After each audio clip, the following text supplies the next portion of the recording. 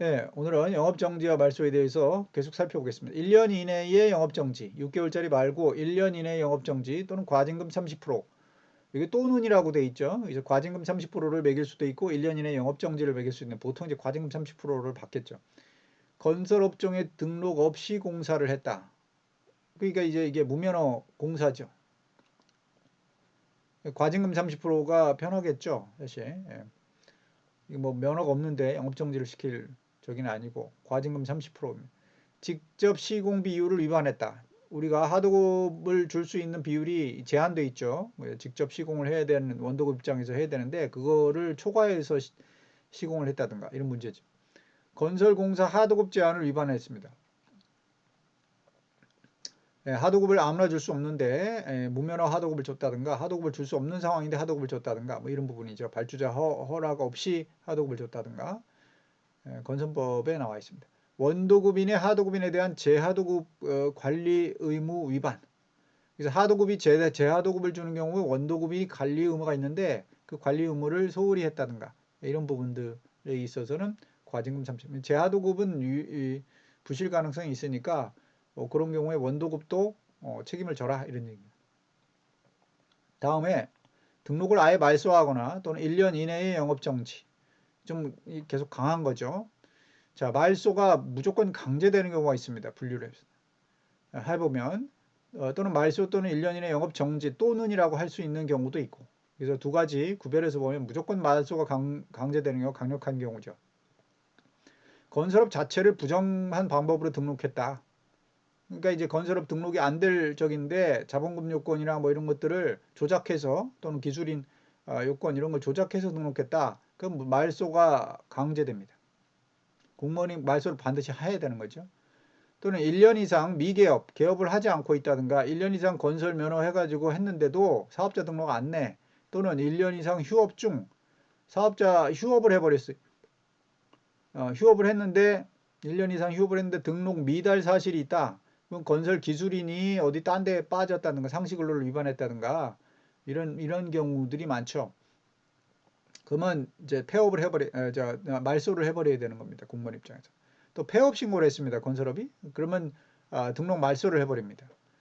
또는 사업자 등록증 세무서에서 직권 폐업을 해버려요. 그러면 지자체에서도 등록 말소를 해버리게 돼 있습니다. 강행 규정이에요. 이거는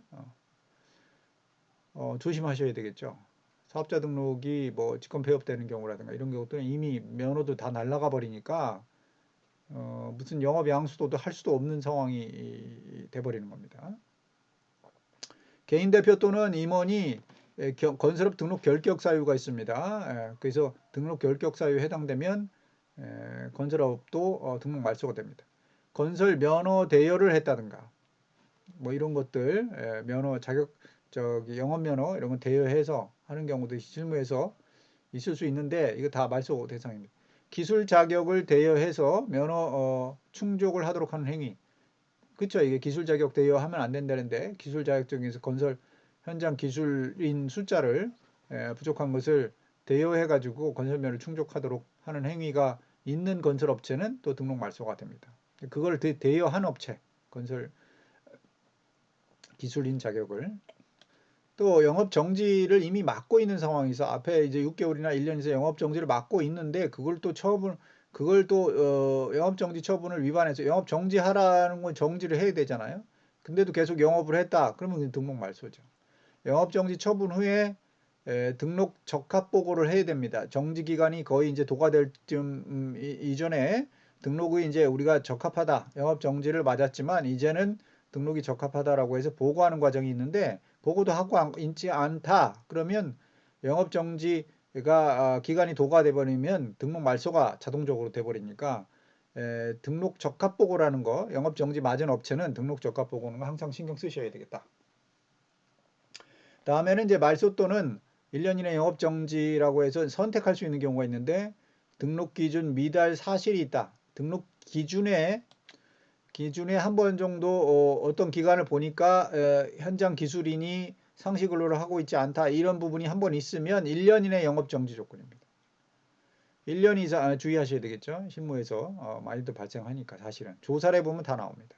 그러니까 4대 보험 신고 이 부분 쉽게 처리하면 안 된다는 겁니다. 4대 보험 쉽게 퇴사 신고, 상실 신고 이렇게 하면 안 되고 조건 딱딱 맞춰서 그 부분 그분이 나가면 새로운 분이 딱 이렇게 바통 터치가 될 정도가 되고 그분이 이제 상실 신고를 해야지 그냥 상실 신고 냅다 해버리고 그 뒤에 사람 구한다 이거는 안 된다는 거예요. 건설업에서는 기술인의 부분에 있어서는 1년 이상 미개업 또는 휴업이다. 1년 이상 개업을 하지 않아 또는 휴업이다.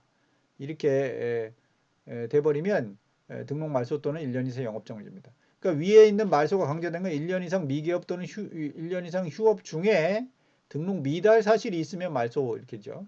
그래서 미개업이나 휴업 중에 뭐 저 현장 기술인이 숫자가 부족하다 이렇게 4대 보험 신고를 하지 않았다 이러면 등록 말소고 그냥 1년 이상 미개업 또는 1년 휴업을 해버렸다 그러면 이제 이거는 선택 부분이라 말소 또는 1년 이상 영업정지 그렇게 되어 있습니다.